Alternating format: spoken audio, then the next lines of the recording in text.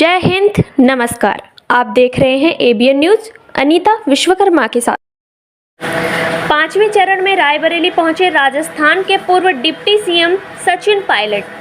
पांचवें चरण के चुनाव का प्रचार चरम पर है। राजस्थान के पूर्व डिप्टी सीएम सचिन पायलट रायबरेली में कांग्रेस प्रत्याशी राहुल गांधी का चुनाव प्रचार करने पहुंचे। सचिन पायलट ने अपनी प्रचार अभियान की शुरुआत बछरावा विधानसभा के शेहंगों से की। शेहंगों में वोटरों को साधते हुए सचिन पायलट ने बीजेपी पर निशाना साधते हुए कहा कि सरकार में संस्थाएं कमजोर हो रही हैं, संविधान बचाने के लिए चुनाव हो रहा है। रायबरेली में एक तरफा है, जनता ने राहुल गांधी को जिताने का मन बना लिया है। आइए रुक करते हैं रायबरेली की ओर, देखते हैं ब्यूरो चीफ शशिधर त्रिपाठी की रिपोर्ट। क्या किया, इसका जवाब दीजिएगा। इन 10 सालों में आपने नोटबंदी करी, आपने कहा कि किसान की आमदनी दुगनी होगी, आपने वो नहीं किया।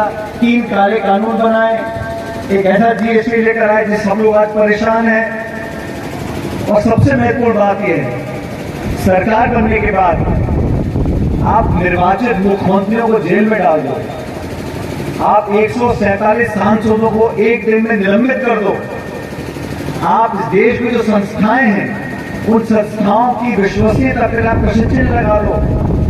आपने देखा होगा चंडीगढ़ में चुनाव हो रहा था महापौर का, वहां निर्वाचन अधिकारी बैठ के वोटों को खराब कर रहा था। सुप्रीम कोर्ट ने हस्तक्षेप किया, फिर जाके अन्याय हुआ। जिन संस्थाओं का निर्माण वहां पर ही वोट पड़ते हैं, वोट डालने का अधिकार लोकतंत्र नहीं होता। वोट तो पाकिस्तान में पड़ते हैं, रूस में पड़ते हैं, बांग्लादेश में पड़ते हैं, लेकिन कोई नहीं बोलता कि इन मुल्कों के अंदर लोकतंत्र मजबूत है। लोकतंत्र इस देश में मजबूत है क्योंकि यहाँ जवाब मांग सकते हैं, जवाब तय कर सकते हैं, संस्थाएं मजबूत है, न्यायपालिका मजबूत है, अफसरशाही मजबूत है, मीडिया मजबूत है, निर्वाचन आयोग मजबूत है। इन सारी संस्थाओं को, इनकी अगर विश्वसनीयता को हम खत्म कर देंगे, आस्था लोगों की खत्म हो जाएगी। संविधान के साथ छेड़छाड़ करने की बात क्यों होती है?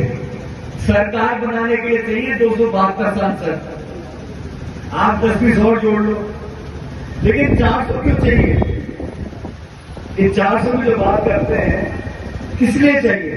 और बार बार प्रधानमंत्री को, गृह मंत्री को खंडन करना पड़ता है कि हम आरक्षण से छेड़छाड़ नहीं करेंगे, हम संविधान से छेड़छाड़ नहीं करेंगे।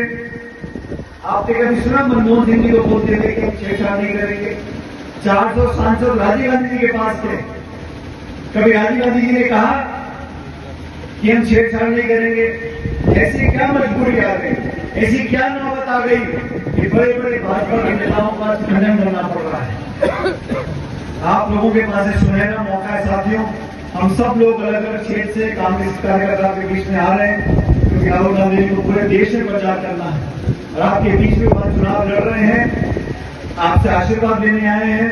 मुझे पूरा विश्वास है कि हमारी समाजवादी पार्टी के साथी कार्यकर्तागण, कांग्रेस के हमारे नौजवान साथी, बुजुर्ग मिलकर एक इतिहास रचेंगे और पूरी ताकत लगा रखी है। केंद्र सरकार ये चुनाव भाजपा के सामने नहीं लड़ रहा है, ये केंद्र सरकार की पूरी ताकत लग रही है, पूरे संसाधन लग रहे हैं, पूरा पैसा लग रहा है।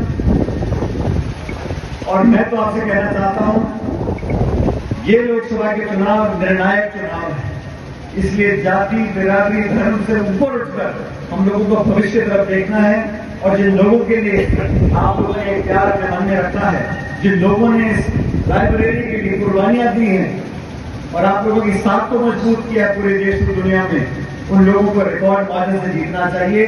और राहुल गांधी जी जीत कर जाएंगे, लाखों लाख वोट से जीत कर जाएंगे, लेकिन आप लोगों की आहुति जरूरी है। 20 तारीख को बिना भूले हम सब हाथ का निशान, हमारे पंजे का पुरानी पहचान है, बटन दबाकर भारी बहुमत से यहाँ से कांग्रेस पार्टी को, राहुल जी को जिताकर भेजें ताकि संसद में आपके बात को बुलंद कर सके। फिर दोहराना चाहता हूँ साथियों, इस चुनाव में हार जीत की बात नहीं है।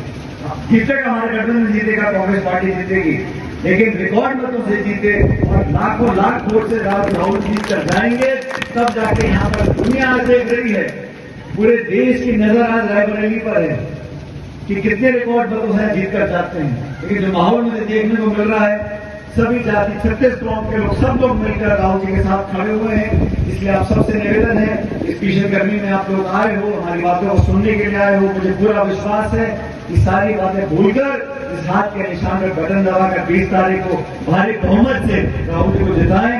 आपने मुझे भी यहाँ बुलाकर मान सम्मान स्वागत किया और इस चुनाव प्रचार के माध्यम से मुझे आप सब लोगों के दर्शन करने का मौका मिला। मैं आप लोगों का बहुत बहुत आभार व्यक्त करता हूँ और परमपिता परमेश्वर से कामना करता हूँ कि आप लोग हमेशा सुखी रहो, बढ़ो, बढ़ो, आगे बढ़ो। भगवान आपकी झोली में खूब सारी खुशियां डाले और आप लोग हमेशा मुस्कुराते रहो। बहुत बहुत धन्यवाद। जय हिंद, राम राम साहब।